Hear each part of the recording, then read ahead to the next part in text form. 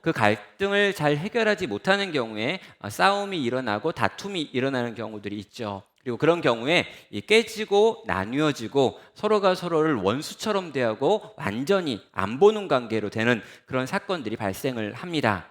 자, 교회도 사람들이 모이는 장소입니다. 그러다 보니까 교회 안에도 다양한 갈등이 있죠. 그리고 그 갈등 때문에 깨지고 상하는 일이 교회 공동체 안에서도 일어납니다.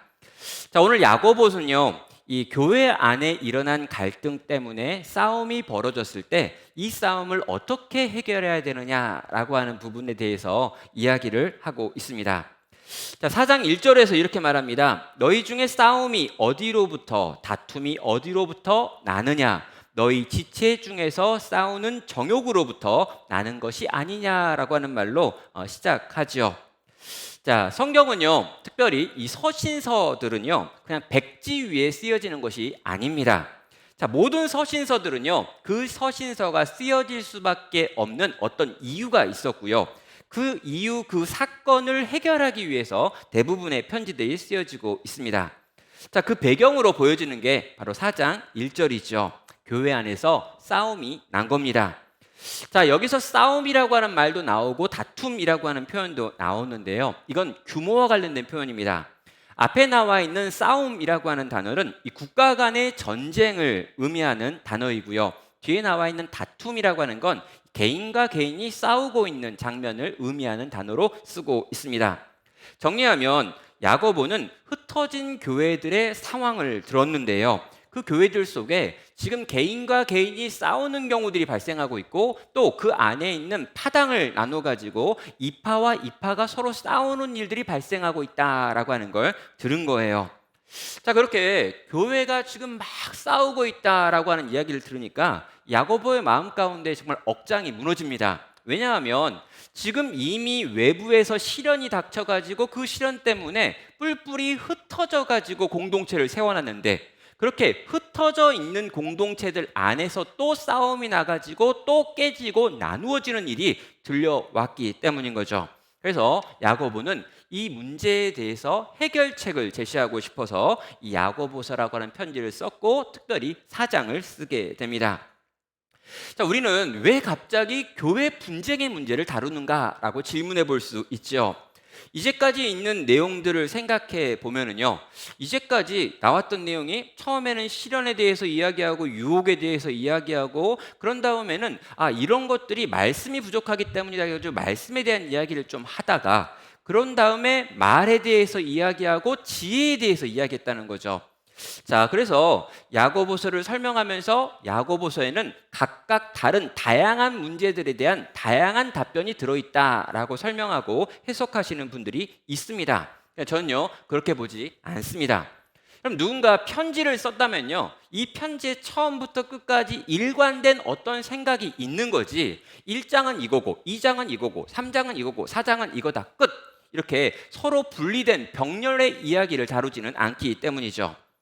제가 정리를 해보겠습니다. 일단 1장에서 시련이 왔고요. 이 시련 때문에 교회가 흩어졌습니다. 그리고 흩어진 교회들 가운데 적절한 리더가 없었죠. 자, 시련과 유혹으로 힘들어진 교회는요, 영적인 리더가 필요했고 그들 가운데 선생 되겠다라고 하는 사람들이 나타났습니다. 그런데 이 선생 되겠다라고 하는 사람들이 들어왔는데 그 사람들이 이 세상의 철학의 영향을 받고 있던 사람들이었던 거죠. 그래서 그 사람들이 뭘 가르칩니까? 행함과 믿음은 일치할 필요가 없다. 우리는 믿음으로 구원받는 거지 행함은 아무 의미가 없다. 그러니 우리는 믿음만 주장하고 믿음만 고백하면서 세상에서 굳이 다른 종류의 삶을 살려고 노력할 필요가 없어 라고 가르치는 거짓 선생들이 들어온 것입니다. 자, 그것의 결과가 뭐냐면요, 성도들이 똑바로 살지 않는 것입니다. 성도들이 하나님의 말씀을 기준 삼아서 이 세상에서 성도다운 삶을 살지 않는 거죠. 그게 어떻게 드러납니까? 유혹 앞에 넘어가는 것으로 나타나는 것이고요. 그들의 언어 생활 속에서 사람들을 살리는 말이 아니라 죽이는 말들을 끊임없이 쏟아놓는 일들이 발생하는 거고요. 그들이 위로부터 난 지혜가 아니라 이 땅의 지혜를 가지고 살아가는 일들이 일어나는 것입니다. 그럼 이런 여러 가지 일들이 일어나는 중에 이 일의 결과가 무엇입니까? 죽이는 말을 하고 세상의 지혜를 가지고 살아가는 사람들이 모여있는 공동체 안에서 다툼의 문제가 발생했다는 거죠. 자, 여러분, 이 모든 이야기가 지금 이어지는 이야기인 것입니다. 지혜가 없습니다. 위로부터 난 지혜를 갖지 않았습니다. 하나님의 말씀을 제대로 배우지 않았습니다. 믿음과 삶을 분리시켰습니다. 그 결과 그 공동체에는 끊임없이 싸움이 일어나고 다툼이 일어나고 분열이 일어났던 거죠. 여러분, 이미 흩어진 교회들이었습니다. 여러분, 이미 뿔뿔이 흩어져 가지고 곳곳에 모여서 공동체를 이루고 있는데 그 공동체가 정말로 이 세상 속에서 흩어져 버릴 수 있는 그런 위기를 경험하고 있는 것이죠. 자, 그렇다면 이 야고보는요, 이런 상황 가운데 놓여 있는 교회들을 바라보면서 어떻게 이 문제를 해결하라고 조언을 할까요?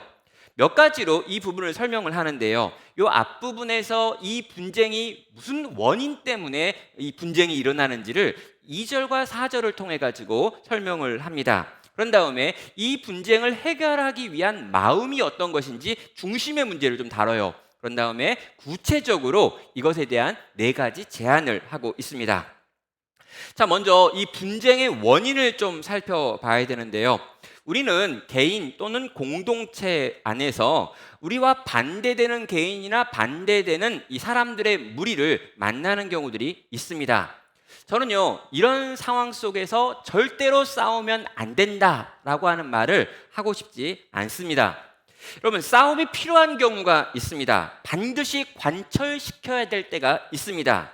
모든 것이 그냥 내가 봐주고 용서하고 용납하고 이해하고 수용한다라고 하는 걸로 교회가 돌아가서는 안 됩니다. 그럼 비폭력이 답이 아닙니다. 때로는 주먹을 들어서 때리기도 해야 합니다. 성도는요, 절대로 상대를 향하여 적의를 품어서는 안 된다라고 말하는 그런 종류의 이야기를 하고 싶지 않습니다. 왜냐하면 그건 성경적인 것도 아니고요, 실제로 이 세상 속에서 그렇게 살 수도 없으니까요. 여러분, 강도가 들어와서 칼로 누군가를 찌르려 한다면요, 우리도 몽둥이를 들어서 때려야 합니다. 그럼 뭔가 심각한 문제가 일어났는데 그 문제가 우리가 힘을 가지고 맞서 싸워야 될 어떤 경우도 있다라는 거죠. 모든 싸움을 금하라 아닙니다. 싸워야 될 때가 있고 잘 싸워야 될 때도 있지요. 자, 저는요, 지금 교회 안에 있는 모든 종류의 싸움을 이야기하려는 게 아닙니다. 어떤 종류의 싸움이 있는데 그런 싸움이 대부분의 교회 안에서 일어나는 싸움이다. 그러니 이런 종류의 싸움은 이제 그만해야 한다라고 말하고 싶은 것이죠. 자, 교회 안에 어떤 갈등이 생겼습니다. 나는 이렇게 생각하고 저 사람은 저렇게 생각을 하지요. 처음에는요, 의견을 조율하려고 합니다. 그런데 의견 조율이 안 되는 거예요. 자, 이렇게 저렇게 대화를 계속해서 하다가 마음을 상하게 하는 말을 내가 하기도 하고 듣기도 했습니다.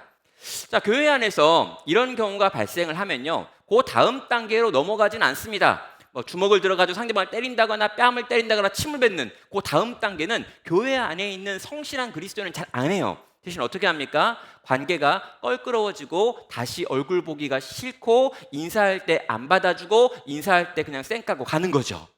그러니까 여러분, 아주 폭력적으로 바뀌진 않지만 서로가 서로를 더 이상 상종하지 못할 사람이구나라고 선을 긋고 서로 따로 놀기 시작합니다. 네, 그 다음에 멈추지가 않아요. 따로 놀게 된 다음에 나는 내 친한 이쪽 친구들을 다 모으고요, 나는 내가 친한 이쪽 친구를 다 모은 다음에 요 상대방에 대한 욕과 뒷담화를 막 하기 시작합니다. 왜요? 내가 한 게 의롭고 정의로운데 지금 안 된 거니까 요 사람에 대해서 나쁜 사람으로 만들어야 내가 이기니까요. 그래서 요 이야기를 쭉 듣고 요 이야기를 쭉 듣고 같은 그룹들이 생기는 거죠. 어떻게 됩니까? 예, 처음에는 개인의 문제였는데 나중에는 이 두 그룹의 문제가 돼가지고 이 두 그룹 사람들이 서로 섞이지 않는 상태가 됩니다. 자, 이 두 그룹이요, 서로를 인정하지도 않고 나중에는 비난하고 적대하는 일들이 곳곳에서 일어납니다. 그리고 이것이 꽤 오랜 시간이 지나가면은요, 나중에는 이유 없이 이 두 그룹은 서로 함께 놀지 않는 교회 안에 두 그룹이 돼버린 거고요, 나중에 이것이 나눠지고 깨어지고 분열되는 원인이 되는 거죠. 자, 여러분, 이런 일들을 여러분 혹시 경험해 보셨는지 모르겠어요. 우리가 교회 안에서 신앙을 가지고 있는 친구들끼리 어떤 문제로 다툰 다음에 다시는 얼굴 보지 않는 그런 일들, 혹시 그런 일들을 경험하셨다면 요 흐름 안에 우리가 놓여 있는 거죠. 자, 교회 안에 있는 문제는요, 쉽게 해결이 되지 않습니다. 교회 안에서 우리가 어떤 갈등 상황이 발생하고 서로 싸워가지고 다투면 실제 이 문제가 나 개인의 문제가 아니라 그 위에 또 다른 어떤 것과 연결되어 있기 때문이죠. 역설적이게도요, 교회 안에 있는 갈등이 해결되지 않는 가장 큰 이유는 둘 다 예수님을 믿기 때문입니다. 자, 예수님을 믿어요. 나는 하나님의 백성입니다. 그래서 내 교회 안에서 어떤 걸 결정할 때 하나님의 뜻을 묻고 하나님께서 내게 주셨다라고 하는 생각을 가지고 가는 거예요. 그래가지고 내가 하나님께 받은 생각을 너에게 이야기했는데 저 사람이 거부하는 겁니다. 그러면 내 의견에 대하여 반하는 게 아니라 나를 통해서 말씀하신 하나님께 대하여 반항하는 게 되는 거고, 나에 대하여 지금 화를 내는 게 아니라 하나님께 화를 내는 마귀 새끼가 되는 거죠. 그래서 싸우는 겁니다. 이쪽도 하나님의 뜻이고 이쪽도 하나님의 뜻인데 이 둘이 지금 부딪혀가지고 합의하지 못했기 때문에 한쪽은 마귀고 한쪽은 하나님이 된다. 그런데 내가 하나님 편이다라고 생각하니까 서로가 서로를 바라보면서 마귀와 마귀의 세력으로 판단을 하는 것이죠. 사랑하는 성도 여러분, 이 전쟁이 여러 종류가 있습니다. 어떤 경제적인 것 때문에 싸우는 경우도 있고 어떤 정치의 색깔 때문에 싸우는 경우도 있고요. 이권이나 어떤 명예 때문에 싸우는 전쟁도 있어요. 여러분, 다양한 전쟁의 이유가 있는데 그 많은 전쟁들 중에서 가장 무시무시하고 참혹한 전쟁이 있습니다. 어떤 전쟁입니까? 성전이라고 불려지는 전쟁이죠. 거룩한 전쟁이라고 불려지는 이 성전이 모든 전쟁 중에 가장 참혹합니다. 왜냐하면 신적인 이유 때문에 벌어지는 싸움이기 때문인 거죠. 자, 우리의 신이 저들을 멸하라고 하셨다라고 하는 명령을 받아가지고 우리의 신이 저들을 멸하는 이 신적인 명령에 순종하기 위하여 이 전쟁에 참전합니다. 그러면 상대방은 더 이상 사람이 아닌 거죠. 저들은 마귀의 세력이고 사단의 세력이며 인간이 아닌 존재이며 이 땅에 결코 그 씨도 남겨놓아서는 안 되는 인생들이다라고 하는 생각을 가지고 이 전쟁에 참전을 하는 겁니다. 그래서 역사상 가장 잔혹했던 전쟁은요, 대부분 이 성전이라고 불러지는 종교적인 전쟁이었습니다. 그럼 이 성전을 치르는 사람들, 이 전쟁에 참전하는 사람들의 마음은 다 한 가지입니다. 내가 싸우고 있는 저들은 인간이 아니고 악의 세력들이다. 반드시 멸망시켜야 될 존재들이다 라고 하는 생각이죠. 그래서 모든 방법을 다 동원해서라도 일단 이겨야 합니다. 내가 하는 방법에 문제가 있다 할지라도 내가 믿는 신의 뜻을 관철시켜야 된다라고 하는 생각을 갖기 때문인 거죠. 다시 말하면 나에게 정당성이 있다라고 생각을 하는 겁니다.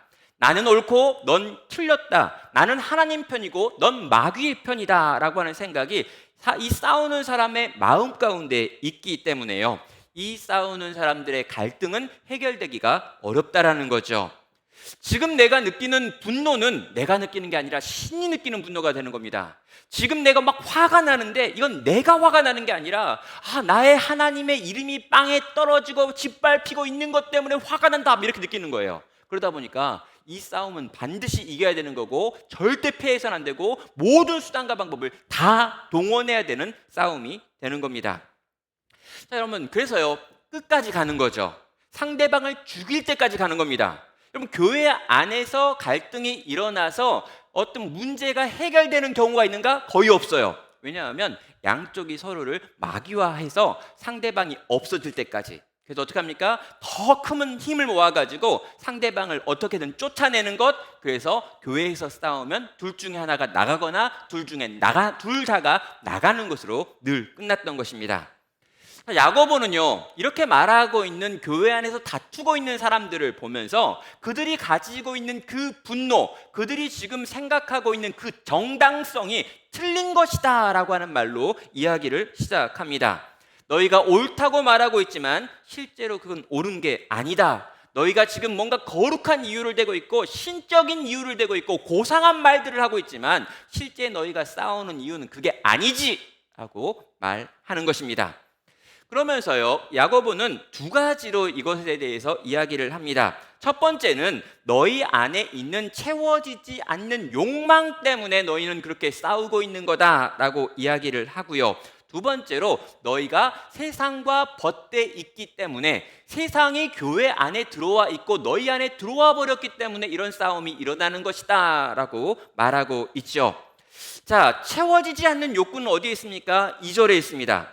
너희는 욕심을 내어도 얻지 못하며 살인하여 시기하여도 능히 취하지 못함으로 다투고 싸우는도다. 너희가 얻지 못함은 구하지 아니하였기 때문이요 라고 말합니다.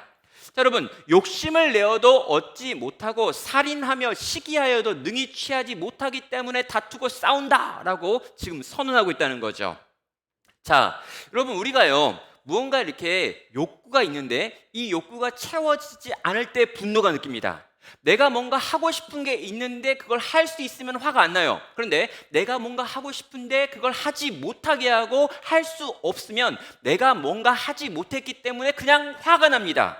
이건 신적인 게 아니라는 거예요.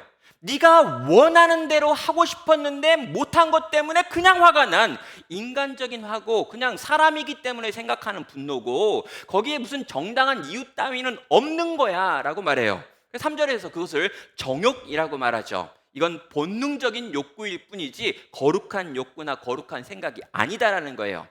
여러분, 수없이 많은 교회들이 지금 분열되어 있습니다. 수없이 많은 교단도요 막 나뉘어져 있어요. 그래서요 개신교를 보면은요 무슨 교리인데 또 무슨 교파가 있고 그 교파 안에 갔더니 무슨 교단이 있고 그 교단 안에도 막 파가 나눠져 가지고 여러분 교단이라고 불려진 것만 해도 200개가 넘게 지금 막 흩어져 있다는 거죠. 여러분, 이렇게 많은 교단이 나오면요 여러분 교단의 특징은 뭐냐면 가르치는 내용의 차이가 있기 때문에 나눠지는 거거든요. 다 교리적인 차이가 있어야 나눠집니다. 그래서 이 교단들이 하나하나 나눠질 때마다 자기들끼리 하는 말이 뭐냐면 우리가 이걸 진리라고 생각하는데 기존에 있었던 그 그룹에는 이걸 진리라고 생각하지 않으니 이 진리를 믿는 사람들끼리 모여가지고 따로 교단을 만들었다라고 이야기합니다. 문제는 뭡니까? 여러분, 이 교단에 있는 사람이 나중에 자기가 뭐 때문에 나왔는지 모른다는 거예요. 그리고 이 사람들끼리 모이면 또 잘 놀아요. 같이 축구하고 밥 먹고 잘 놀아요. 아무런 자기가 나눠졌는데 나눠진 이유를 모릅니다. 왜요? 실제로 그건 중요한 이유가 아니었기 때문입니다. 많이 쪼개지고 나눠졌습니다. 그 많이 쪼개지고 나눠진 유일한 이유, 거의 대부분의 이유는 물론 진리 때문에 나누어진 경우가 있어요. 전혀 없다는 건 아닙니다. 그러나 어떤 대부분의 경우는 뭐냐면 여러분, 이게 쪼개어지면 쪼개어질수록 더 많은 머리들이 만들어지고요 더 많은 조직들이 만들어질 수 있기 때문입니다. 여러분, 용한테는 머리가 하나밖에 없지만 뱀으로 만들면 머리를 한 10개, 100개를 만들 수 있다는 거예요. 그러다 보니까 거대한 것들이 점점 쪼개지는 방식으로 계속해서 더 많은 일자리를 만들기 위해 어쩌면 그렇게 많이 교단들이 나눠지고 쪼개졌다는 거죠. 여러분, 교회들이 많이 나눠졌습니다. 어떤 교회들은요 정말 건강한 의미에서 분립해서 개척을 하는 방식으로 교회들을 세워왔기 때문에 나눠진 교회도 있지만 대부분의 교회들은요 교회가 싸웠어요. 그래가지고 막 싸우다가 너무 치열하게 싸우다가 더 이상 싸우기 힘들다. 그럼 너는 여기 있고 난 저기 있겠다 해가지고 길 건너편 앞뒤로 해가지고 똑같은 이름을 가진 교회가 1교회가 있고 2교회가 있고 중앙교회가 막 나뉘는 거예요. 여러분, 이런 싸움과 이런 분열의 이야기들을 끊임없이 우리들은 이 교회라고 하는 공동체 안에서 보고 있는 겁니다. 여러분, 거기서 뭐가 문제냐라고 하면은요 이렇게 싸우고 이렇게 깨지고 이렇게 나눠질 때 모두가 다 고상한 이야기를 하고 하나님을 이야기하고 성경을 이야기하고 진리를 이야기하지만 막상 진짜 진리 때문에 깨지는 경우가 아니라 대부분 정욕 때문에 깨진다는 겁니다. 누가 더 힘을 많이 갖느냐? 누가 더 큰 영향력을 행사할 수 있는가? 누가 더 우리가 가지고 있는 이것들을 더 적극적으로 쓸 수 있는가라고 하는 인간과 인간 그냥 본성상 사람들이 가지고 있는 그 정욕의 문제로 우리는 깨지고 나뉘어진다. 솔직히 너도 너의 속을 보라라고 말하고 있는 거죠. 또 하나는요 세상과 벗됨이라고 하는 표현을 쓰면서 4절을 이야기합니다. 가늠한 여인들아, 세상과 벗된 것이 하나님과 원수됨을 알지 못하느냐? 그런즉 누구든지 세상과 벗이 되고자 하는 자는 스스로 하나님과 원수가 되는 것이니라 라고 말합니다. 야고보는 두 번째로요 세상과 너희가 벗이 되었기 때문에 이런 다툼이 일어난다라고 이야기를 합니다. 여러분, 교회가요 세상 안으로 들어왔다는 거예요. 여러분, 교회가요 세상과 손을 잡았습니다. 그리고 세상이 가지고 있는 여러 가지 지식들과 지혜들과 능력들과 이 방식들을 다 교회가 가지고 온 거예요. 그런 다음에 이 교회를 보니까 세상의 눈으로 교회를 보니까 교회가 너무 이상해요. 아니, 이렇게 구닥다리 같은 모임이 있을까라고 생각이 되고요. 이렇게 비효율적인 공간이 있을까라는 생각이 들고요. 아니, 사람을 변화시키는 과정이 왜 이렇게 복잡하냐 이런 생각들이 드는 거죠. 그래서 어떻게 합니까? 이 세상에 있는 방식들, 세상에 있는 지혜들, 세상에 있는 철학들, 세상에 있는 심리학, 세상에 있는 어떤 여러 가지 방법들을 다 교회 안에 가지고 들어와 가지고 그 당시 문화 속에 있는 여러 가지 것들로 교회를 변화시켜 보겠다라고 생각하는 사람들이 그 당시에 선생이 되어가지고 있던 거죠. 그래서요, 이것도 바꾸고 이것도 바꾸고 이것도 바꾸려고 노력합니다. 그런 과정에서 부딪히고 깨지는 일들이 일어나더라는 거죠. 야고보는요, 그런 사람들을 바라보면서 너희는 지금 간음하고 있는 여인들과 같다라고 하는 말을 사용하고 있습니다. 그러면 이 말을 왜 쓰는 거냐면요, 아직 이혼하지는 않았다라는 거예요. 그러니까 하나님과의 결혼 관계를 유지하고 있습니다. 여전히 예수님을 믿고 있고 교회를 다니고 있고 성실하게 종교적인 의무를 행하고 있습니다. 그런데 이렇게 하나님의 아내 되어 있으면서 동시에 세상이라고 하는 애인을 두고요, 세상이라고 하는 애인이 끊임없이 하는 말들을 들으면서 그 말들을 자기 남편한테 가지고 와서 남편을 바꾸는 데 쓰고 있다는 거예요. 이 일이 일어나고 있기 때문에 지금 남편이신 하나님께서 이 모든 사안을 보면서 간음하는 여인이다 라고 이야기를 하는 거고요. 너희가 계속 세상과 버타여 살고 세상과 버타여 나에게 무언가를 요구한다면 나는 너희를 원수처럼 대할 거다 라고 말하며 더 이상 그런 식으로 세상을 끄집어 들고 와가지고 교회를 바꾸려고 하지 말 것을 명령하는 것입니다. 여러분, 이 두 가지 이유가 당시 흩어진 교회 안에 있었던 거예요. 세상이 들어와서 지금 막 뭔가 바꾸려고 하는 노력이 있었고요. 사람들이 자기 정욕대로 자기 뜻대로 이 공동체를 움직여보려고 하고 있었습니다. 이런 일들을 보고 있다가 이런 일들에 대해서 듣다가 이 문제를 해결해야겠다라고 생각하며 이 편지가 쓰여지게 되었습니다. 자, 그렇다면 우리는 이제 하나 질문을 해봐야죠. 도대체 내가 생각하고 있는 옳다고 생각하는 그것이, 내가 교회 공동체 안에 있으면서 이건 옳은 것 같다라고 생각하는 그것이 진짜 하나님이 기뻐하시는 것인지, 아니면 내 정욕대로 구하거나 세상에 있는 아이디어를 가지고 온 것인지를 어떻게 구별할 수 있습니까? 라고 하는 질문을 하게 됩니다. 그 질문에 대한 대답이요, 이 2절부터 3절에 나와 있는 이 기도와 관련된 내용입니다. 자, 너희가 얻지 못함은 구하지 아니하기 때문이요, 구하여도 받지 못함은 정욕으로 쓰려고 잘못 구했기 때문이다 라고 하는 아주 유명한 야고보서 4장에서 가장 유명한 구절이 나와 있습니다. 그럼 야고보서 4장 2절과 3절에 나와 있는 이 구절이 왜 유명하냐면요, 기도에 대해서 가르칠 때 이 구절을 많이 써요. 자, 여러분이 왜 기도에 응답이 없습니까? 여러분의 인생의 문제가 왜 해결되지 않는 겁니까? 기도를 안 해서 그런 거예요. 기도를 했어야 하나님이 응답하시지. 그러면서 기도를 강조할 때 요 4장 2절에 있는 후반부의 구절들을 인용을 합니다. 기도를 안 했으니까 기도에 응답이 없는 거지. 그러니까 네가 지금 가난하게 사는 거 아니냐고. 네 병이 안 나은 이유는 기도를 안 해서 그런 거라고. 제발 기도 좀 해! 할 때 요 구절을 꼭 사용하는 거죠. 아마 여러분 가운데 어떤 분들은 이렇게 들은 적이 있을 겁니다. 그런 다음에 그 뒤에 나오는 건요, 구하여도 받지 못함은 정욕으로 쓰려고 잘못 구했기 때문이다 라고 말하면서, 근데 어떤 사람 손을 드는 거죠. 아니 목사님, 저는 기도 꽤 많이 했는데요, 근데도 응답이 없어요. 아니 그럼 그건 정욕대로 구한 거지, 이렇게 하는 거죠. 기도를 많이 안 했기 때문에 응답이 없었는데, 기도를 많이 한 사람이 나타나면, 기도를 많이 한 사람은 당신은 하나님의 뜻대로 기도한 게 아니라 정욕대로 기도했기 때문에 응답이 없는 거니까 그 정욕대로 기도하는 걸 그만두고 하나님 뜻대로 기도하세요 라고 말하면서, 이 기도와 관련해서 가르치는 대부분의 모임에서 반드시 요 야고보서 4장 2절과 3절을 사용합니다. 근데 여러분, 앞으로는요 절대로 그렇게 사용하시면 안 돼요. 왜냐하면 여기 이 야고보서 4장 2절과 3절은 기도에 대해서 가르치려고 주어진 말씀이 아니기 때문입니다. 어떤 기도가 응답받는 기도인지 알려주려고 한 게 아니고요, 누가 기도를 해야 되는지 알려주려고 한 것도 아닙니다. 이건요, 이 교회 안에 다툼이 일어났는데 이 다툼의 문제의 원인이 두 가지가 있는데 그 원인이 정욕적인 것과 그 세상에 버타는 건데, 이걸 어떻게 구분하는지 그 구분의 기준으로 알려진 게 바로 여기 있는 기도에 대한 내용입니다. 자, 그렇다면 그럼 정욕대로 내가 무언가를 생각하고 결정했는데 그 사람이 기도와 어떤 연결이 되는 걸까요?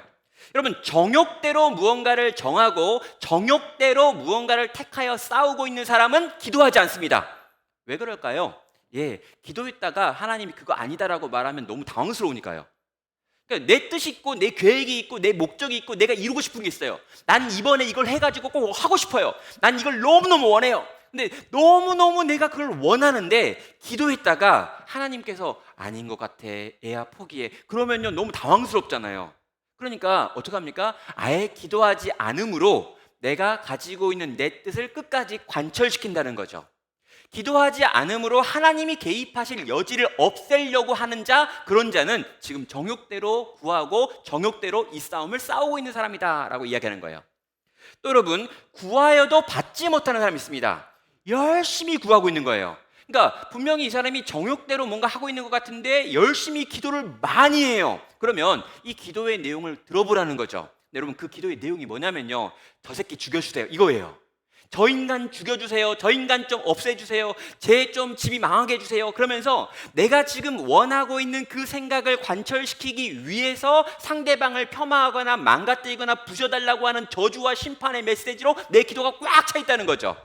그 기도는 정욕적인 기도이기 때문에 그렇게 기도 아무리 많이 해도 우리 하나님은 그 기도를 듣고 움직일 만큼 바보가 아니시다라고 하는 의미에서 지금 기도라고 하는 걸 가지고 우리가 구하고 있는 것이 신적인 기원에 대하여 순종하여 나아가는 것인지 우리의 정욕대로 내가 원하는 걸 관철하기 위해서 기도하고 있는지를 지금 보여주고 있는 겁니다. 사랑하는 성도 여러분, 우리의 기도가 하나님이 받으실 만한 기도가 되길 바랍니다.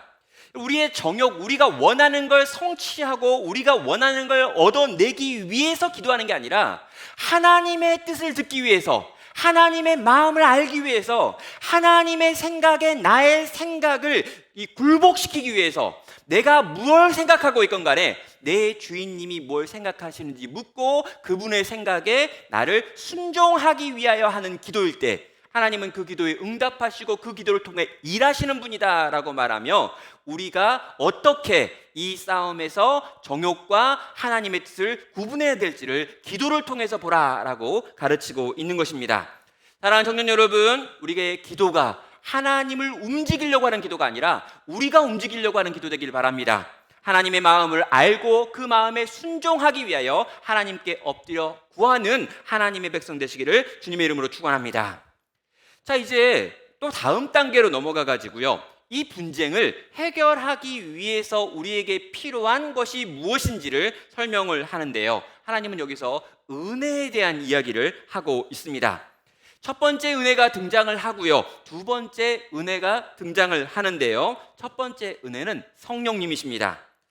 자, 5절입니다. 너희는 하나님이 우리 속에 거하게 하신 성령이 시기하기까지 사모한다 하신 말씀을 헛된 줄로 생각하느냐라고 지금 질문하고 있죠.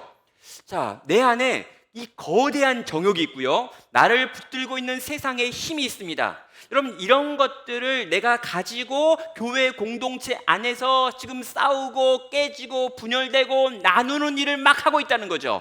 그때 여러분, 지금 성령께서 이 교회를 어떻게 생각하는지를 제발 좀 보라라고 이야기하는 거예요. 성령님이 어떻게 지금 교회를 품고 계십니까? 여러분, 성령님께서 시기하기까지 사모한다 하신 말씀이 지금 있다라는 거죠. 여러분, 시기라고 하는 게 이 젤러시라고 하는 단어인데요, 이건 막 질투하는 불을 의미합니다. 그러니까 지금 성령님께서 지금 불타는 심정을 가지고 이 교회를 너무너무 사랑한다는 거예요. 주께서 피로 사신 교회를, 성령이 하나 되게 하신 이 교회를 하나님께서, 성령님께서 너무너무 사랑하셔서 이걸 지키기 원하시는데 그 성령께서 거기 계심에도 불구하고 그 성령이 원하시는 그 하나됨을 파괴하고 깨는 일을 너희는 어떻게 할 수 있느냐? 지금 야고보는 이 성령을 믿고 성령을 따른다고 하면서 성령이 가장 기뻐하시는 그 공동체를 파괴하는 일에 대하여 지금 반문하고 있다라는 거죠. 성령님께서 시기하신다고 합니다. 질투하신다고 합니다. 사모하신다고 합니다. 주님의 몸된 교회가 하나됨을 지키는 것을. 그런데 이 귀한 이 일을 파괴하는 일을 하고 있는 너희는 도대체 무슨 생각을 가지고 하는 거냐라고 묻고 있는 것이죠. 교회 안에 성령을 원한다면, 교회 안에 너희가 성령을 경험하기 원한다면, 이 첫 번째 은혜가 되는 성령과 함께 동행하기 원한다면 교회의 하나됨을 위하여 싸움을 멈출 것을 요구하는 것입니다. 두 번째는요, 이 두 번째 은혜를 이야기하는데 그러나 더욱 큰 은혜를 주시나니 라고 하는 말로 시작합니다. 여러분, 성령님이 첫 번째 은혜였는데요, 여러분, 성령님보다 더 큰 게 뭘까요? 도무지 생각나지 않습니다. 여러분, 성령님보다 더 큰 은혜는 없는 것 같아요. 그러나 더 큰 은혜가 있대요. 적어도 이 문제를 해결하기 위해서는 더 큰 은혜가 있습니다. 무엇입니까? 그러므로 일렀으되 하나님이 교만한 자를 물리치시고 겸손한 자에게 은혜를 주신다 하였느니라 라고 말합니다. 자, 여기 두 번째 더 큰 은혜는 겸손이라고 하는 것이었습니다. 자, 겸손한 자에게 성령 하나님께서 엄청난 은혜를 부어 주신다는 거예요. 그리고 그 은혜가 그 겸손한 자에게 부어지심으로 말미암아 이 공동체 안에 있는 그런 문제들이 해결된다라는 거죠. 여러분, 겸손은요, 약해 보입니다. 여러분, 겸손은요, 자기를 낮추는 거예요. 여러분, 겸손은요, 실제로 이 땅에서 겸손한 사람들을 보면 이 어떤 영향력을 미치거나 힘을 발휘하거나 하는데 굉장히 어려워 보이는 사람들일 수 있습니다. 그런데 지금 이 교회 안에 있는 분열의 문제를 다루면서 우리가 겸손해지는 것, 겸손하게 자기를 하나님 앞에 낮추는 그것이 성령 하나님보다 더 큰 은혜다라고 지금 선언을 하죠. 왜 그렇습니까? 그럼 겸손한 자에게 하나님의 은혜가 모이기 때문입니다. 여러분, 은혜는요, 기본적으로 약간 물 같은가 봐요. 그래가지고 높은 곳에는 쌓이지 않고요, 높은 곳에 아무리 많은 은혜가 부어져도 빨리 이게 흘러 내려가 버려가지고 결국에 이 고도가 낮은 곳, 이 낮은 곳으로 이 은혜가 쌓인다는 거죠. 자, 여러분, 은혜가 낮은 곳으로 흐르고 낮은 곳으로 고이기 때문에 여러분, 이 은혜가 우리 가운데 모이기 원한다면, 이 은혜가 우리 가운데 쌓이기 원한다면, 하나님의 크신 은혜를 맛보고 경험하기 원한다면 나는 겸손해져야 합니다. 여러분, 내가 교만해지면, 내가 하나님 앞에 당당히 서 있으면 하나님의 은혜를 누릴 수가 없어요. 하나님 앞에 엎드리는 자만이 하나님의 은혜를 경험할 수 있는 거죠. 여러분, 오래된 청교도들이 가졌던 이 격언 중에 이런 격언이 있습니다. 하나님 앞에 엎드린 자는 마귀 앞에 설 수 있고 하나님 앞에 서 있는 자는 마귀 앞에서 거꾸러진다라고 하는 격언이 있습니다. 여러분, 하나님 앞에 엎드리면 마귀 앞에 당당히 나아갑니다. 하나님 앞에 서 있던 그 인간은 마귀에 의하여 완전히 거꾸러지고 망하게 되어 있다는 거죠. 여러분, 성령에 충만하기를 원하십니까? 정말 성령에 충만하고 하나님의 은혜를 경험하고 날마다 내 삶 가운데 하나님이 말씀하시며 내 기도를 들으시고 응답하시는 하나님을 경험하며 하루하루 살아가기 원하십니까? 그렇다면 여러분, 겸손해지셔야 합니다. 하나님 앞에 엎드리셔야 합니다. 은혜가 내게 흐르고 고일 수 있게 만들어야 합니다. 가장 낮은 곳으로 내려가면 내려갈수록 우리는 그 은혜의 중심에 계신 우리 주님을 만날 것이기 때문입니다. 하나님 앞에 납작 엎드리는 겸손의 사람이 되시길 바랍니다. 하나님께서 그들을 통해 당신의 꿈을 이루시고요, 이 깨어져가는 공동체들을 회복하시고요, 이 흩어져 있는 교회들을 그 흩어진 상태로 다시금 견고하게 세워갈 것이기 때문입니다. 여러분, 교회 안에서요, 개인과 개인이 싸우고 그룹과 그룹이 파벌을 만들어서 상대 그룹과 다투는 가장 큰 이유가 뭡니까? 여러분, 그들을 보면서 우리는 여러 가지 생각을 합니다. 교회를 딱 보면서요, 와, 저분은 정말 신앙은 좋은데 정말 인간관계가 안 좋아, 이런 거 있잖아요. 이렇게. 저 오빠는, 저 누나는 신앙은 정말 좋은 것 같고 기도는 정말 열심히 하는 것 같고 말씀은 잘 아는 것 같은데 사람들을 만나가지고 대화할 때 상대방은 상처 주고 아프게 하는 일들을 너무 많이 해, 이런 거 있잖아요. 그러면 우리는 생각을 합니다. 신앙과 인격이, 신앙과 이 사람을 돌보는 어떤 것이 다르다라고요. 근데 아닙니다. 성경이 뭘 이야기하는 거냐면 신앙이 좋다라고 하는 것 안에 이 다툼을 깨고 교만하지 아니하고 겸손하게 다른 사람을 세워서 하나됨을 지킨다라고 하는 게 포함된다는 거예요. 신앙이 좋은데 싸움을 잘한다, 신앙이 좋은데 기도할 때 큰 목소리를 내는 그 큰 목소리로 누군가를 막 욕한다, 뒷담화 엄청 잘한다, 아니하고요. 신앙이 좋으면 이것도 잘하지, 신앙이 안 좋기 때문에 지금 일을 일하는 거예요. 겉으로 보이기에 그분들이 어떻게 종교 생활을 하는지 모르지만 그 종교 생활과 무관하게 실제로 사람과 사람 속에서 화평케 하는 자가 아니라면, 위로부터 난 지혜가 만들어내는 그 화평의 사람이 아니라면 그의 신앙은 잘못된 것이지, 신앙은 좋은데 화평케 못 만드는 사람이네요 라고 하는 종류의 말은 없다는 것입니다. 사랑하는 성도 여러분, 그래서 우리는요 겸손을 선택해야 합니다. 왜요? 이게 가장 옳은 선택이고, 이게 가장 효과적인 선택이며, 이게 가장 경제적인 선택이기 때문입니다. 여러분, 겸손을 선택하는 자가 은혜를 누리게 되어 있습니다. 여러분, 겸손을 선택하는 자가 성령에 민감해집니다. 하나님의 뜻이 무엇인지 묻게 됩니다. 겸손하기 때문에 그 뜻에 자기를 순종하게 됩니다. 그리고 그 겸손한 사람에게 부어지는 큰 은혜로 말미암아 그는 그가 있는 곳을 화평케 만드는 자가 되는 것이죠. 사랑하는 성도 여러분, 여기 계신 모든 성도님들이 화평케 하는 자가 되기를 주님의 이름으로 축원합니다. 자, 그런 다음에요, 이 7절부터 8절에 가면 이제 실제적인 권면 4가지가 나오고 있습니다. 자, 가장 중요한 게 겸손이라고 이야기했어요. 그렇다면 이 겸손을 가지고 구체적으로 뭘 해야 되는 걸까요? 7절은 말합니다. 그런즉 너희는 하나님께 복종할지어다. 마귀를 대적하라. 그리하면 너희를 피하리라. 하나님을 가까이 하라. 그리하면 너희를 가까이 하시리라. 죄인들아, 손을 깨끗이 하라. 두 마음을 품은 자들아, 마음을 성결하게 하라 라고 선언합니다. 여기 보면 4가지 명령이 있는데요, 정리하면 이렇습니다.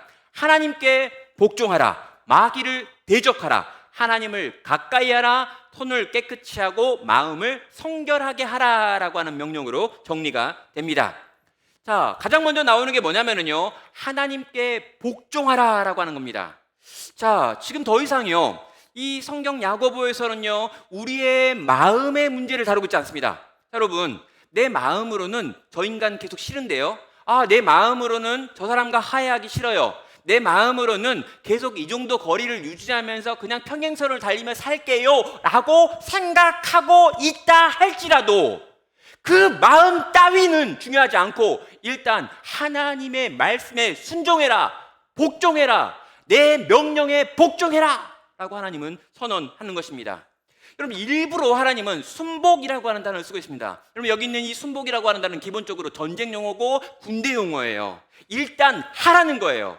내가 너희에게 화평케 하는 자가 되라고 말하고 있기 때문에 다투지 말고 깨지 말고 나눠지지 말고 헤어지지 말고 다시 오라고 하기 때문에 너희는 이 말에 순종해야 한다라고 요구하고 있다는 거죠. 여러분, 너무 많이 우리의 감정에 대해서 민감하려고 해요. 여러분, 우리의 감정은요 거짓말을 너무 많이 합니다. 우리의 감정은요 세상의 영향을 너무 많이 받았어요. 우리의 감정은 죄의 영향력에도 굉장히 민감합니다. 그래서 우리는요 기록된 하나님의 말씀의 선명한 명령 앞에 일단 예라고 대답하고 순종하기를 결단해야 한다는 거죠. 사랑하는 여러분, 하나님께 순종하십시오. 하나님께 복종하십시오. 하나님의 명령에 예라고 대답하십시오. 자, 여러분, 우리가 이렇게 하나님께 순종을 결단했습니다. 자, 이렇게 순종을 결단한 다음에 우리 안에 있는 깨어진 마음, 다툼의 마음, 싫어하는 그 인간에 대한 분노, 억울한 것들, 이건 내가 용서 안 할 거야 하고 생각했던 그 모든 마음들 다 가지고 있어요. 그런데 하나님께 순종해야지, 하나님이 말씀하셨으니 가야지 라고 했습니다. 그럼 어떤 일이 벌어질까요? 여러분, 마귀가 그때 달려듭니다. 그럼 우리가 마귀를 좀 오해하는 분들이 있어요. 마귀는 뭐 술집에 있거나, 마귀는 나이트클럽에만 있거나, 마귀는 좀 나쁜 사람들이 모여있는 거기 있을 거라 생각하는데 마귀 거기 안 가요. 왜 그렇습니까? 내버려둬도 잘하거든. 마귀는 기본적으로 나쁜 사람들 모이면 안 갑니다. 마귀는 어디냐면 여기 있어요. 지금 졸리시는 두 분, 마귀가 옆에서 계속 자게 하는 거예요. 그러니까 여러분, 마귀는 신실한 하나님의 사람들을 어떻게든 타락하게 만들고 하나님의 말씀에 반응하려고 애쓰는 자들의 잠재우려고 만드는 게 마귀입니다. 그런 의미에서요, 마귀가 그들을 방해합니다. 하나님의 말씀에 순종하여 화평케 하는 자가 돼야지라고 말하고 결단하고 일어나는 순간 우리를 일어나지 못하게 하고 앞으로 나아가지 못하게 하고 마음 먹어 나아가서 화해하자고 노력하지 못하게 만드는 마귀의 강력한 도전을 받게 되는 거죠. 그때 어떻게 합니까? 이 마귀를 대적하라라고 지금 말씀하고 있습니다. 여러분, 마귀가요 이 배후에 있습니다. 여러분, 이 다툼의 문제, 분열의 문제 배후에 마귀가 있다라고 하는 생각을 잊어버리면 안 돼요. 그냥 내가 좀 저 사람과 성격이 안 맞아서 그런 거야. 아, 내가 좀 뭐 꼬여 있나 보네. 아, 저 사람도 좀 꼬여 있고 나도 좀 꼬여 있고 어렸을 때 상처를 좀 받았고 요런 일들이 있어가지고 이렇다라고 하면서 합리적인 여러 가지 이유들로 설명할 수 있어요. 그러나 그 배후에 또 하나 악한 마귀 사단이 하나님의 교회를 파괴하기 위하여 이 배후에서 분열의 일들을 하고 있다고요. 그래서 어떻게 그렇게 우연과 우연이 만나가지고 막 오해를 만들어내게 만드는지 모르겠습니다. 이것도 우연이고 이것도 우연인데 이게 몇 개에서 막 해가지고 이건 섭리였어 그러면서 마귀가 저 사람 너 미워하는 거 맞아 뒷담화 끊임없이 하더라 막 이러면서 계속 참수하는 거죠. 여러분, 이 마귀가 우리 뒤에서 우리가 화평케 되려고 하는 걸 막고 있다는 걸 생각할 때 우리는 이 싸움에 진지해집니다. 와, 이건 그냥 내가 마음 먹는다고 되는 게 아니구나. 이건 강력한 적이 있는 거구나. 이건 영적인 전쟁이구나. 사방에서 총알이 날아오는 전쟁터고 여기서 내가 싸워 이기려면 마음을 단단히 먹어야 되겠구나 라고 하는 생각을 하는 거예요.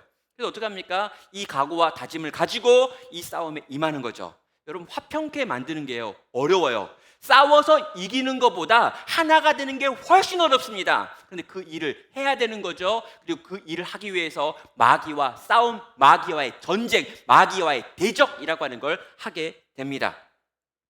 우리 중에요 이 마귀를 좀 우습게 여기는 분이 있어요. 그래가지고 마귀 저거 왜 옛날 얘기하냐. 우리 어렸을 때 뭐 이렇게 밖에 못 나가게 만들려고 꼬리 달린 마귀, 충치벌레 이런 걸 막 만들어가지고 우리 두렵겠던 거. 근데 여러분 그렇게 떠올리시면 안 됩니다. 마귀는요 실제합니다.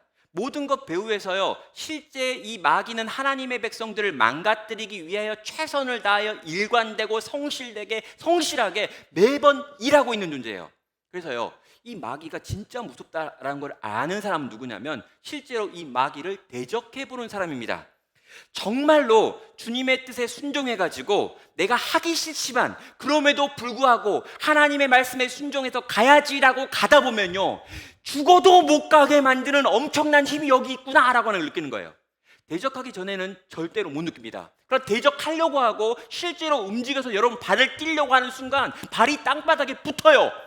입을 열어서 미안해라고 말하려고 하는 그 순간 입이 갑자기 안 열립니다. 이상하고 신비하고 놀랍죠. 그럼 마귀의 역사입니다. 그래서요 이 마귀와 대적하는 사람은 그 다음 단계가 뭔지 이해하죠. 무엇입니까? 하나님을 가까이 하라라고 하는 명령입니다. 여러분 내가 너무 강력한 적과 싸우고 있다는 걸 깨달았기 때문에 내 힘과 내 능력으로 싸울 수 없다는 걸 깨달았기 때문에 그는 하나님께 향하여 하나님 내가 이 싸움을 싸우려면 하나님 당신께서 내 옆에 있어야 합니다 라고 하는 고백을 합니다. 내가 정말 하나님과 함께 하지 않고는 이 싸움을 싸울 수가 없네요 라고 하는 고백을 하는 거죠. 하나님을 가까이 할 수밖에 없고 하나님을 향해 손 내밀 수밖에 없고 하나님 제발 날 좀 도와주세요 라고 구할 수밖에 없습니다. 여러분 그걸 진짜 기도라고 하는 거죠. 그럼 앞에 나왔던 기도는 응답받지 못하는 기도였습니다. 그러나 하나님을 가까이 하기 위하여 하나님을 구하는 오직 하나님만 구하는 당신의 기도는 반드시 응답받습니다. 하나님이 그 기도를 원하고 계시기 때문인 거죠. 여러분 하나님을 가까이 하면서 하나님께 힘을 받아서 이 마귀와 대적하는 일을 합니다. 어떻게든 우리가 하나 되기 위하여 힘써 애씁니다. 내 마음과 내 감정은 그게 싫음에도 불구하고 그래도 나는 발걸음을 옮기려고 합니다. 그때 하나님께서 주시는 마지막 명령이 무엇입니까? 손을 깨끗이 하고 마음을 성결하게 하라라고 하는 명령이죠. 자, 여러분 깨끗이라고 하는 것과 성결이라고 하는 말은 원래 같은 말입니다. 그렇다면 같은 말을 쓰고 있는 거죠. 그런데 두 가지가 다릅니다. 하나는 마음이고 하나는 손입니다. 여러분 손을 깨끗이 한다라고 하는 말을 앞에 두고요. 그 뒤에다가 마음을 깨끗이 한다라는 말을 뒤에 두고 있습니다. 여러분 뭘 생각해야 합니까? 우리 대부분은요 우리가 교회에 다니고 신앙에 있고 종교에 대한 어떤 조언을 받으면 이 마음을 성결케 한다가 강조점이라고 생각해요. 야고보는 아닌 겁니다.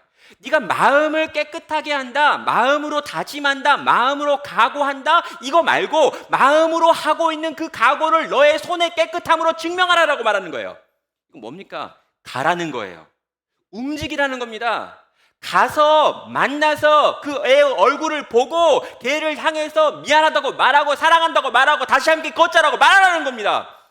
그 사람을 향하여 사랑한다고 표현할 뿐만 아니라 그 사람의 필요를 채워주라는 겁니다. 그 사람 옆에 있어야 한다는 것입니다. 네 발이 가고 네 손이 움직여서 실제로 그 화해를 만들어내는 화평케 하는 자로서의 일들을 해야 한다라고 하는 의미에서 손의 깨끗함을, 마음의 깨끗함 앞에 두면서 반드시 실천할 것을 우리에게 요구하는 거죠. 여러분, 왜 굳이 손을 이야기하고 있는 걸까요? 여러분, 이 손을 내밀어 상대방의 손을 잡으라는 겁니다. 여러분, 우리가요, 마음이 틀어지면 제일 먼저 안 하는 게 뭐냐면 악수 안 해요. 인사를 안 합니다. 얘가 싫으면요, 제일 안 하는 게 뭐냐면 어떻게든 접촉을 하기 싫어요. 그래가지고 이렇게 뭐 인사할 때도 이렇게 돌아가고, 이렇게 눈도 안 마주치고, 악수할 때도 이렇게 인사하다가 나타나면 이렇게 인사하고 이런 거죠. 절대 인사 안 합니다. 그래서 하나님은요, 굳이 손이라고 하는 단어를 써서 이 손을 가지고 아주 구체적으로 네가 화평케 만드는 그 일을 해야 한다라고 권고하는 것이죠. 사랑하는 여러분, 저는요, 이 말씀을 이렇게 정리하면서 처음에 이 말씀의 결론에다가 이렇게 썼습니다. 교회여, 불필요한 싸움을 피하라라고 이 결론에 이 제목을 썼어요. 근데 제가 이 설교를 준비하고 또 이렇게 하면서 이 제목을 좀 바꿨습니다. 교회여, 분열의 영과 싸우라라고요. 좀 뭔가 피하라라고 하니까 약간 약해 보이잖아요. 바꿨어요. 싸우라라고 하는 거. 이건 너무 중요한 문제이기 때문에 피해서 되는 문제가 아니라 이건 본격적으로 우리를 나누고 깨려고 하는 그 분열의 영과 싸워야 한다라는 생각이 드는 거죠. 그러면 교회는요, 사람과 사람이 싸우는 곳이 되어서는 안 되기 때문입니다. 여러분, 본질상 싸움은 마귀에게 속한 겁니다. 근데 여러분, 이 본질상 마귀에게 속해 있는 그 싸움이 끊임없이 교회 안에서 일어난다. 신앙 공동체 안에서 일어난다. 우리 부서 안에서 일어난다. 내 친구들 속에서 일어난다. 말도 안 된다는 거예요. 그런 일은 결코 일어나서는 안 되는 일입니다. 우리는 절대 마귀가 기뻐할 짓을 하면 안 돼요. 우리가 이렇게 말하고 이렇게 행동하고 이렇게 모임을 만들고 이렇게 깨고 이렇게 나눴는데 이걸 보면서 마귀가 뒤에서 까까까까 이러면 안 된단 말이죠. 여러분, 우린 절대 그러면 안 됩니다. 우리는 하나님이 기쁘셔야 되고요, 하나님이 웃으셔야 되고요, 하나님이 미소 짓게 만들기 위하여 이 땅을 살아요.